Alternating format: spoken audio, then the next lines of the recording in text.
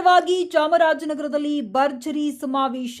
Chamarajanagar all India Muslim personal law board ಹಾಗೂ ಚಾಮರಾಜನಗರ ಜಿಲ್ಲೆ Muslim ಒಕ್ಕೂಟದ ಆಶ್ರಯದಲ್ಲಿ ವಕ್ಫ್ ರಕ್ಷಣೆಗಾಗಿ ಸಮಾವೇಶ ಯೋಜಿಸಲಾಯಿತು. ಸಂವಿಧಾನ ವಿರೋಧಿ ಮತ್ತು ಸಮುದಾಯ ವಿರೋಧಿ ವಕ್ಫ್ ತಿದ್ದುಪಡಿ ಕಾಯ್ದೆಯನ್ನ ಹಿಂಪಡೆಯುವಂತೆ ಒತ್ತಾಯಿಸಿ ನಡೆದ ಈ ಸಮಾವೇಶದಲ್ಲಿ ನೂರಾರು ಜನರು ಪಾಲ್ಗೊಂಡು ಬೃಹತ್ ಜಾಗೃತಿ ಮೂಡಿಸಿದರು. ಈ ಸಮಾವೇಶವನ್ನ ಎಸ್ಡಿಪಿಐ ರಾಜ್ಯಾಧ್ಯಕ್ಷ ಅಬ್ದುಲ್ ಮಜೀದ್ ಉದ್ದೇಶಿಸಿ ಭಾಷಣ ಮಾಡಿದರು. ಬಿಸ್ಮಿಲ್ಲಾಹಿರ್ ರಹಮಾನಿರ್ ರಹೀಂ. ಅಲ್ಹಮ್ದುಲಿಲ್ಲಾಹಿ ರಬ್ಬಿಲ್ ಆಲಮೀನ್. ವಸ್ಸಲಾತು ವಸ್ಸಲಾಮು ಅಲಾ ಅಶ್ರಫುಲ್ ಮುರ್ಸಲೀನ್ ವ ಅಲಾ ಆಲಿಹಿ ವ ಸ್ವಹಬಿಹಿ ಅಜ್ಮഈನ್. ರಬ್ಬಿ ಇಶ್ರಹ್ ಲೀ ಸದ್ರಿ ವ ಯಸ್ಸಿರ್ ಲೀ ಅಮ್ರಿ ವಹ್ಲುಲ್ ಉಖ್ದತಂ ಮಿನ್ ಲಿಸಾನಿ ಯಫ್ಖಹು क़ौली. All India Muslim personal law board के नक्शे कदम में चामराजनगर के मुस्लिम ऑर्गेनाइजेशन का जो वक्फूटा का जानिब से मुनक्किद किया हुआ इस कॉन्फ्रेंस के सदर जलसा हजरत मौलाना नईमुल्लाह हक साहब, इस प्रोग्राम में तशरीफ फरमा मुअज़्ज़िज़ गेस्ट शिवसुंदर सर, हजरत मौलाना शाह वली अल्लाह साहब अहले हदीस जमात मैसूर, अभी आपके सामने किताब फरमाए हुए हजरत मुफ्ती जाफर हुसैन साहब, दूर से हमारे बीजापुर से लंबी सफ़र कर कर आए हुए हजरत मौलाना तनवीर हाशमी साहब, हमारे मुअज़्ज़िज़ दोस्त कांग्रेस पार्टी के कर्नाटका के spokesperson M Lakshman sir, all India Muslim personal party member Hazrat Maulana मुफ्ती इफ्तिकार साहब, और स्टेज में तशरीफ फरमा मुअज़्ज़िज़ उलमाए किराम, तमाम ऑर्गेनाइजेशन से आए हुए साथियों, ವೇದಿಕೆಯ ಮುಂಭಾಗದಲ್ಲಿರುವ ಎಲ್ಲ ಪ್ರಗತಿಪರ, ರೈತ ಪರ, ದಲಿತ ಪರ ಹೋರಾಟಗಾರರೇ, ನನ್ನ ಮುಂಭಾಗದಲ್ಲಿರುವಂತಹ ಎಲ್ಲ ಸಹೋದರ ಸಹೋದರಿಯರೇ, ಪತ್ರಕರ್ತ ಮಿತ್ರರೇ, ಈ ಕಾರ್ಯಕ್ರಮ ಆರಂಭ ಆದಾಗ ನಮ್ಮ ಶಾಲಾ ಮಕ್ಕಳು ನಮಗೆ ಸಂವಿಧಾನದ ಪೀಠಿಕೆಯನ್ನ ಬೋಧನೆ ಮಾಡಿದರು.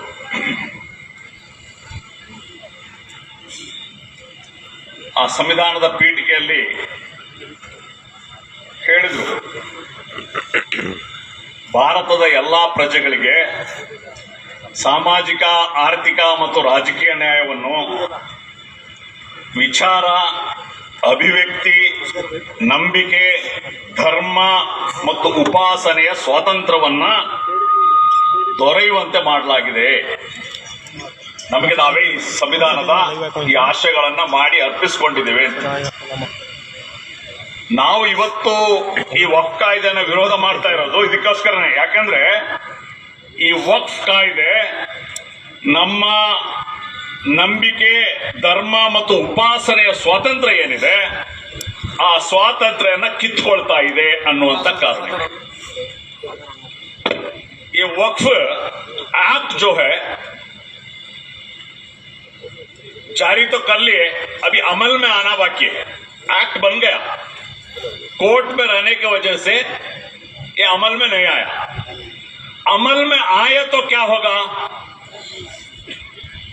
अमल में आया तो मेरा मुअज़्ज़िज़ साथियों, इंडिया का 50% जमीन, 50% हमारा जो वक्फ का जायदाद, हमारा कब्रिस्तान, हमारा मस्जिद, हमारे दरगाह, हमारा खानखान चला जाएगा. याद रख लो 50%, क्योंकि ये कानून जो है उतना खतरनाक है. क्यों लाया गया ये कानून, ये भी वेरी इंपॉर्टेंट है. अगर इंसान जिंदा रहना तो क्या होना? ऑक्सीजन होना. ಮನುಷ್ಯ ಬದುಕಿರಬೇಕು ಅಂತಂದ್ರೆ ಏನ್ ಬೇಕು? ಆಮ್ಲಜನಕ ಬೇಕು, ಆಕ್ಸಿಜನ್ ಬೇಕು. ಆದ್ರೆ ಈ ದೇಶದಲ್ಲಿ ಬಿಜೆಪಿ ಬದುಕಿರಬೇಕು ಅಂತಂದ್ರೆ ಅವ್ರಿಗೆ ಮುಸ್ಲಿಂ ಬೇಕು, ಮುಸ್ಲಿಂ ಇಶ್ಯೂ ಬೇಕು.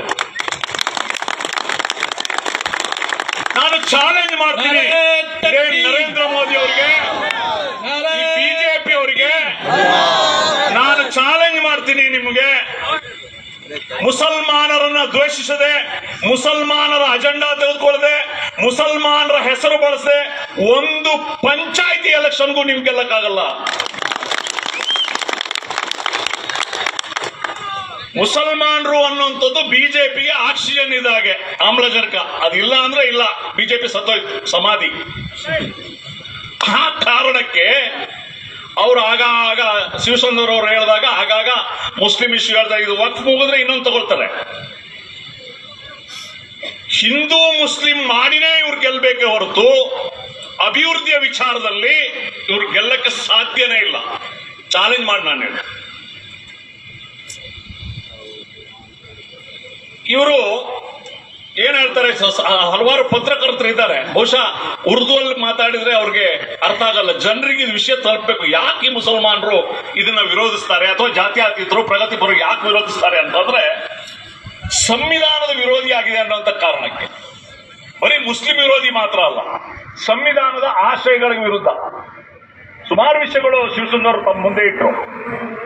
ಅವ್ರು ಏನ್ ಹೇಳ್ತಾರೆ, ಈ ಮೊದಲು ಇದ್ದಂತ ಆಕ್ಟ್ ಅಲ್ಲಿ ಯಾರು ಬೇಕಾದ್ರೂ ವಕ್ಫ್ಗೆ ದಾನ ಮಾಡ್ಬೋದಿತ್ತು.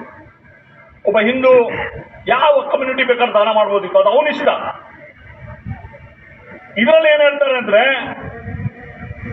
ಮುಸಲ್ಮಾನನೇ ಆಗಿರ್ಬೇಕು, ಓಕೆ ಅದಾದ್ರೂ ಪರವಾಗಿಲ್ಲ, ನೀನು 5 ವರ್ಷ ಪ್ರಾಕ್ಟೀಸಿಂಗ್ ಮುಸಲ್ಮಾನ ಆಗಿರ್ಬೇಕು. ಅಂದ್ರೆ ನೀನು ಆಚರಣೆಯಲ್ಲಿ ಮುಸಲ್ಮಾನ ಆಗಿರ್ಬೇಕು. ಇದನ್ನ ಯಾರು ಕನ್ಸಿಡರ್ ಮಾಡೋದು? ಮೋದಿ ಬಂದ್ಬಿಟ್ಟು ಮಸೀದಿ ಹತ್ರ ನಿಂತ್ಕೊಳ್ತಾರ, ಅಮಿತ್ ಶಾ ಬಂದು ಚೌಕಿದಾರ್ನಂಗ್ ಮಸೀದಿ ಹತ್ರ ನಿಂತ್ಕೋತಾರ. ಇವ್ನು ನಮಾಜ್ ಮಾಡ್ತಿದ್ದಾನೆ ಇಲ್ವಾ? ಇವನು ನಮಾಜ್ ಮಾಡ್ದ, ಇವನು ಅಬ್ದುಲ್ಲಾ, ಇವನ್ ಮುಸಲ್ಮಾನ. ಇವನು ಯಾರೋ ಅಂಗಡಿ ಚಾ ಅಂಗಡಿ ಹತ್ರ ಕೂತಿದ್ದಾನೆ, ಅಬೂಬಕರ್ ಮಸೀದಿಗೆ ಬಂದಿಲ್ಲ, ಇವನ್ ಬೇರೆ. ಈ ರೀತಿ ಚೌಕಿದಾರಿಕೆ ಕೆಲಸ ಯಾರು ಮಾಡ್ತಾರೆ? ಅಂದ್ರೆ ಎಷ್ಟು ಮೂರ್ಖರು, ಎಷ್ಟು ದಡ್ಡರು ಇದ್ದಾರೆ ಈ ಕಾನೂನು ಮಾಡೋರು ಅಂತಂದ್ರೆ ಕನಿಷ್ಠ ಈ ನಾಲೆಡ್ಜ್ ಇಲ್ಲ. ಇದನ್ನ ಕನ್ಸಿಡರ್ ಮಾಡೋದು ಹೇಗೆ ಅನ್ನುವಂಥ ವಿಚಾರದಲ್ಲಿ 5 ವರ್ಷ ಪ್ರಾಕ್ಟೀಸಿಂಗ್ ಮುಸಲ್ಮಾನ ಆಗಿರ್ಬೇಕಂತ ಅಂತವ್ರು ಮಾತ್ರ ಕೊಡ್ಬೋದು ಅಂತ. ಇದೆಯಲ್ಲ, ಇದು ಆರ್ಟಿಕಲ್ 14, ಸಂವಿಧಾನದ ಆರ್ಟಿಕಲ್ 15, ಆರ್ಟಿಕಲ್ 25 ಇದರ ವಿರುದ್ಧ ಬಹಳ ಸ್ಪಷ್ಟವಾಗಿ ಸುಪ್ರೀಂ ಕೋರ್ಟ್ ಡೈರೆಕ್ಷನ್ ಇದೆ. ರಾಯಪ್ಪ ಹೊಸ ಸ್ಟೇಟ್ ಆಫ್ ತಮಿಳುನಾಡು, ಇದರಲ್ಲಿ ಬಹಳ ಸ್ಪಷ್ಟವಾಗಿ ಇದನ್ನ ಹೇಳಲಾಗಿದೆ. ಅಂದ್ರೆ ನನಗೆ ಸಂಬಂಧಪಟ್ಟ ಭೂಮಿಯನ್ನ मेरा खुद का जायदाद को मैं किसे भी जाना तो ये कह रहा मेरा बाबा मोदी या अमित शाह, उससे पूछते हैं ನಮ್ಮ ಅಪ್ಪನ ನಮ್ಮ ಅಜ್ಜನ ಮೋದಿ ಅಮಿತ್ ಶಾ, ನನಗೆ ಸಂಬಂಧಪಟ್ಟ ಭೂಮಿ ನಾನು ಯಾರು ಬೇಕಾದ್ರೂ ಕೊಡ್ತೀನಿ, ಇವ್ರು ಯಾರು ಕೇಳಕ್ಕೆ? ಇದು ಸಂವಿಧಾನ ವಿರೋಧಿ ಆದದ್ದು. ನನ್ನ ಹಕ್ಕಿದೆಯಲ್ಲ, ನನ್ನ ಸ್ವಾತಂತ್ರ್ಯ ಇದೆಯಲ್ಲ, ಅದು ಯಾರು ತಡೀಕಾಗಲ್ಲ. ನನ್ನ ಭೂಮಿಯನ್ನ ನಾನು ಯಾರಿಗ್ ಬೇಕಾದ್ರೂ ಕೊಡ್ತೀನಿ. ದಾರಿಯಲ್ಲಿ ಹೋಗೋ ದಾಸಪ್ಪಡಿ ಬೇಕಾದ್ರೆ ನಾನು ಕರೆದುಕೊಡ್ತೀನಿ. ನನ್ನ ಹಕ್ಕು. ಅದು ಮೋದಿ ಡೈರೆಕ್ಟ್ ಮಾಡಕ್ಕಾಗಲ್ಲ, ಅದು ಅಮಿತ್ ಶಾ ಡೈರೆಕ್ಟ್ ಮಾಡಕ್ಕಾಗಲ್ಲ. ಅದನ್ನು ಈ ವಿಚಾರ ಇರೋಣ. ಇನ್ನು ಈಗಾಗಲೇ ಹೇಳಿದ್ರು ಶಿವಸುಂದ್ರ ಅವರು, ವಕ್ಫ್ನ ಬೋರ್ಡ್ ಅಲ್ಲಿ ಬೇರೆ ಸಮುದಾಯದವರಿಗೆ ಅವಕಾಶ, ನ್ಯಾಷನಲ್ ವಕ್ಫ್ ಬೋರ್ಡ್ ಅಲ್ಲೂ ಸ್ಟೇಟ್ ವಕ್ಫ್ ಬೋರ್ಡ್ ಅಲ್ಲೂ. ಅದು ಎಷ್ಟುವರೆಗೆ ಅಂತ ಹೇಳಿದ್ರೆ, ಸ್ಟೇಟ್ ವಕ್ಫ್ ಬೋರ್ಡ್ ಅಲ್ಲಿ ಇವರ ಪ್ರಕಾರ, ಇವರ ಈ ಕಾನೂನು ಪ್ರಕಾರ ಕೇವಲ 5 ಜನ ಮುಸ್ಲಿಂ ಮಾತ್ರ ಕಂಪಲ್ಸರಿ ಇರಬೇಕು 11 ಜನರಲ್ಲಿ. ಬಾಕಿ 7 ಜನ ಏನು ಯಾರು ಬೇಕಾದ್ರೂ ಇರ್ಬೋದು. ಇನ್ನು ಬಹಳ ಮುಖ್ಯವಾಗಿ बहुत अहम चीज क्या है, इससे पहले का एक्ट में वक्फ ऑफिसर होती है, सीईओ, वो सेंट्रल का हो स्टेट का हो, मुसलमान ही होना था. अभी मुसलमान होना का जरूरत नहीं. समझ रहे आप बात? समझ में आ रहा? अभी का जो एक्ट में क्या था, मुसलमान ही होना सीईओ. अब का एक्ट में ऐसा नहीं है, कौन भी हो सकता है. इसका मतलब क्या है, एक आरएसएस कैडर को ये आदमी वक्फ का ऑफिसर बना के बिठाएंगे. ये साजिश किसको बिठाती नो? आरएसएस का आदमी को बिठाती. डाउटिश नहीं है तुम ना. क्या कहते, हमें देख रही 10 साल से क्या हो रहा है इस देश में को. और दूसरा एक खतरनाक एक कानून ये लोग लाए, कौन सी भी वक्फ जमीन में 12 साल से नहीं कर को बोले तो वो पूछे जैसे नहीं, उनको कानून बोलता है। अंबानी का घर है नहीं मुंबई में, एंटीला जो है मुंबई, सुनिए ना तुम्हें, देखी भी सुनी भी, वो जमीन है वक्फ का, करीब 2002 से वो चल कर है कोर्ट में। अब ये एक्ट तो क्या बोलता है, 12 साल से एक आदमी वक्फ का जमीन में रहा तो उसका हो जाएगा, मगर हिंदू एंडोमेंट कानून में, क्रिश्चियनों में ये नहीं है, लिमिटेशन नहीं है, कितना साल हुआ तो भी हमें पूछ सकती। समझ में आ रही बात? ये क्या, ये डिस्क्रिमिनेशन है। मुसलमानों को एक कानून, हिंदू को एक कानून, क्रिश्चियन को एक कानून, ऐसा 12 साल से अगर कोई भी है बोले तो उनका जमीन। अब ऑटोमेटिकली कानून जारी है बोला तो एंटीला टाइमिंग नहीं कर सकते, चलेगा वो आपका जमीन से। ये और बहुत दर्द के साथ आपका सामने मैं बयान करना चाहता हूं, क्या हमें खोली है इतने साल से बोले तो कर्नाटक का एग्जाम्पल मैं देता हूं। कर्नाटक में 1,12,000 एकड़ वक्फ का जमीन था। कितना? 1,12,000। अभी कितना है मालूम आपको? 23,000 एकड़,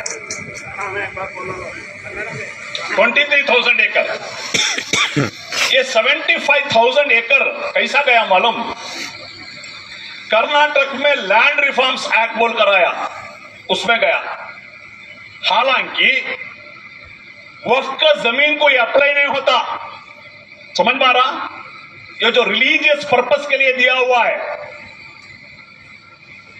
उस टाइम में हमारे जिम्मेदारान, बहुत अफसोस के साथ मैं बोलता हूं, हमारे जिम्मेदारान उस टाइम में देवराज अरस्ते अगर चीफ मिनिस्टर जाको बात करते उस टाइम में ये वक्फ का जमीन को इसमें से हटाना बोलो तो वो हटा के कानून कर सकते थे।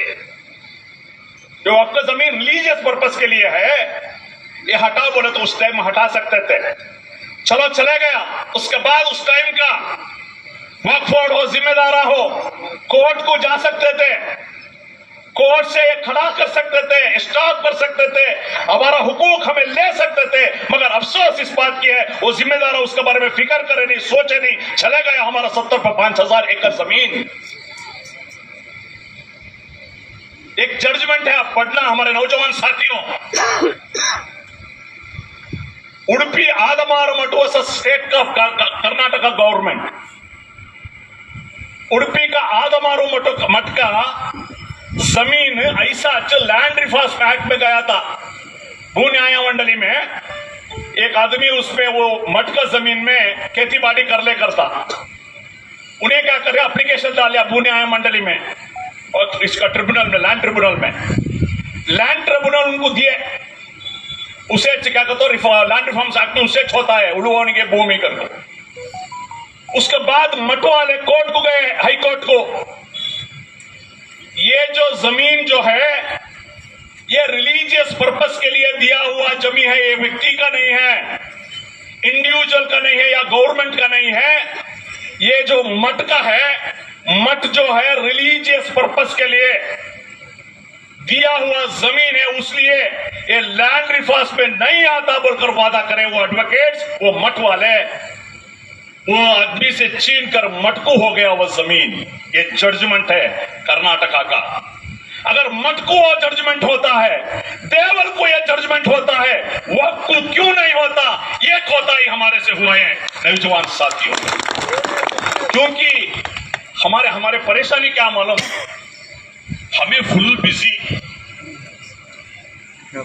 हमारे बीवी, हमारे बच्चे, हमारे बिजनेस, ये छोड़े तो दूसरा सोचते नहीं। हमें आजकल माँ बाप का भी सोचना छोड़ दिया। हमें, मेरे बीवी मेरे बच्चे अच्छे रहे तो बस, मेरा बिजनेस अच्छे रहे तो बस, माँ बाप का भी सोचने का छोड़ दिया आजकल।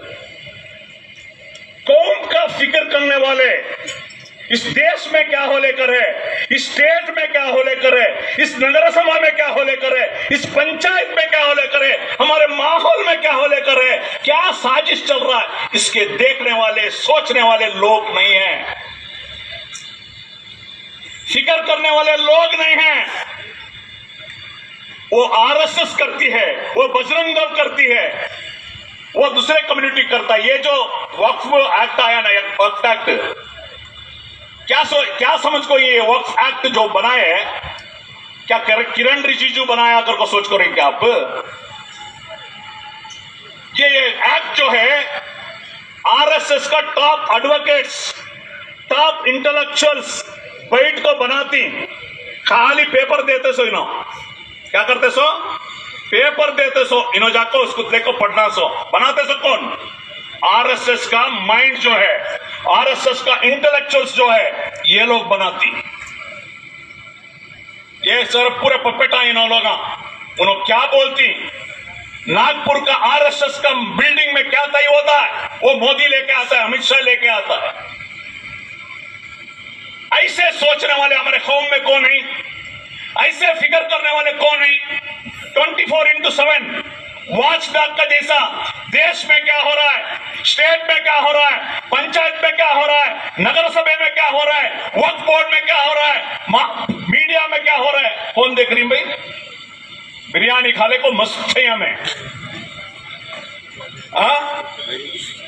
करोड़ों लाखों रुपया शादियां को खर्चा कर ले को। हमारा उलमा अकरम, मुअज़्ज़िज़ उलमा अकरम, मैं रिक्वेस्ट करता हूं, ये रोकना है। कल मैं एक शादी को गया था, हमारे हजरत हासिम साहब को उसी टाइम में फोन करे, मुझे बिठापुर से फोन उठा नहीं सका, ऑर्केस्ट्रा चल रहा है। वो बम्बड़ी में शादी में जो आए हुए मेहमान को बात करे जैसा नहीं, फ्रेंड्स को बात करे जैसा नहीं, क्या भी सुनता नहीं, क्या भी करता नहीं, क्या चल रहा है? ऐसे निके को हम लोग नहीं जाते, नहीं आते बोलने में उलमा को क्या दिक्कत है? मना करना है ऐसी शादियों का, या ऑर्केस्ट्रा वाले शादियों का। बर्बाद हो रहा है हमारा कौम, वक्त बर्बाद हो रहा है, हमारे बच्चे बर्बाद हो रहे हैं, हमारा एजुकेशन बर्बाद हो रहा है, हमारे लोगों को खुलेआम कत्ल कर रहे हैं। यह सब चलने के टाइम में ये लोग का ऐसे लाविश खर्चे, ऑर्केस्ट्रा नाम के खर्चा कर लेकर रहे हैं। बहुत अफसोस होता है मुझे बोलने के लिए, इस वजह से ये नौबत की परेशानी आया है। हमारे मौलाना बताए चीज क्यों ये आया, हमारा मुसीबत हमारे वजह से आया है। तो भाइयों, बुजुर्गों, दोस्तों, ज्यादा वक्त नहीं रहने की वजह से मैं ज्यादा बात नहीं करता। बहुत सारे मुतवल्लिस बैठी हैं, हम भी रहेंगे मुतवल्लिस, जेल को जाने तैयार हो जाओ, तैयार ही इंशाअल्लाह। नया कानून क्या बोलता है मालूम? ये एक्ट आ गया, जारी को आ गया तो 6 महीने के अंदर पूरा तुम्हारा डॉक्यूमेंट देना, पूरा डॉक्यूमेंट तुम्हें देना। डॉक्यूमेंट अगर नहीं दिए कहां जाना? जेल को जाना। ये नया कानून है, इतना खतरनाक है। और दूसरा ये बताए ना, वक्फ यूजर का डॉक्यूमेंट क्या लेने का थी, एक इंटरेस्टिंग सब्जेक्ट है, तो मैं बता मैं खत्म कर दो। 2006 में उत्तर प्रदेश का सुन्नी वक्फ बोर्ड ताजमहल को वक्फ बोलकर रजिस्टर करे, ताजमहल को वक्फ का जमीन कर रजिस्टर कर लिए, नोटिफिकेशन कर लिए, सुन्नी वक्फ बोर्ड यूपी। दूसरे जो दुश्मना ने सुप्रीम कोर्ट को गए, क्या पूछे मालूम? सुप्रीम कोर्ट को, वक्फ बोर्ड वाले को, शाहजहां लिखा सो डीड ले लेगा, बोले तुमने शाहजहां वक्फ करी सो डीड या वसीयतनामा लेके आओ करके बोल, तो कौन बोले सो? Supreme court. अब कहां से फिर गया? मैं, हमारा नाना दादा का नहीं है हमारे पास डॉक्यूमेंट, शाहजहां का डॉक्यूमेंट कहां से लाए? अब श्रीरंगपट्टनम का बहुत अच्छे, अभी वो वक्फ के साथ है, आर्कियोलॉजिकल डिपार्टमेंट में भी है, वक्फ का साथ भी है। तो हमारा रिलीजियस एक्टिविटीज चलना, वो मॉन्यूमेंट को देखना, करना, प्रोटेक्शन करना, उन्होंने करेंगे, मगर हमारा 5 वक्त की नमाज चलना, वो मस्जिद है, ताजमहल में मस्जिद है, 5 वक्त का नमाज चलना ना, उसे भी अब रुकावट ये मामले में। तो हालात बहुत खतरनाक है, हम लोग जागना है। जैसा कि इधर हमारे मुफ्ती साहब बताया, ये एक प्रोटेस्ट है, ये खत्म होने वाला नहीं है, ये हमारा हुकूक है। ये देश मोदी का बाप का देश नहीं समझो, ये देश मोदी का बाप का नहीं, अमित शाह का बाप का नहीं, हमारा देश है। ಈ ದೇಶ ನಮ್ಮದು। ಈ ದೇಶಕ್ಕಾಗಿ ಪ್ರಾಣ ಕೊಟ್ಟವರು, ರಕ್ತ ಕೊಟ್ಟವರು ನಾವು। ಇವತ್ತು ಮೋದಿ ಬಂದು ಇದು ಮಾಡಬಾರ್ದು, ಇದು ಮಾಡಬಾರ್ದು ಅಂತ ಹೇಳಿದ್ರೆ ಒಪ್ಪಕ್ಕೆ ನೀವು ತಯಾರಿರಬಾರ್ದು।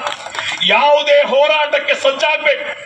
ಯಾವ ಬೆಲೆ ತೆತ್ತಾದ್ರೂ, ಯಾವ ದಳಪತಿ ನಾವು ಪ್ರಾಣ ಕೊಡುವುದಾಗ್ಲಿ, ಬೀದಿಯಲ್ಲಿ ಹೋರಾಟ ಮಾಡುವುದಾಗ್ಲಿ, ಯಾವ ಬೆಲೆ ತೆತ್ತಾದ್ರೂ ನಮ್ಮ ಮುಂದಿನ ಪೀಳಿಗೆಗೆ ಈ ದೇಶದ ಸಂವಿಧಾನವನ್ನ, ಈ ದೇಶದ ಪ್ರಜಾಪ್ರಭುತ್ವ ವ್ಯವಸ್ಥೆಯನ್ನ, ಈ ದೇಶದ ಜನರ ಹಕ್ಕುಗಳನ್ನ ರಕ್ಷಿಸಬೇಕು।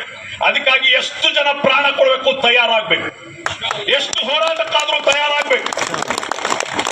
अगर हमारे आने वाले नस्ल को एक फ्रीडम चाहिए, एक बेहतरीन मुल्क चाहिए, एक आजाद मुल्क चाहिए, तो कुर्बानी कौन देना पड़ेगा?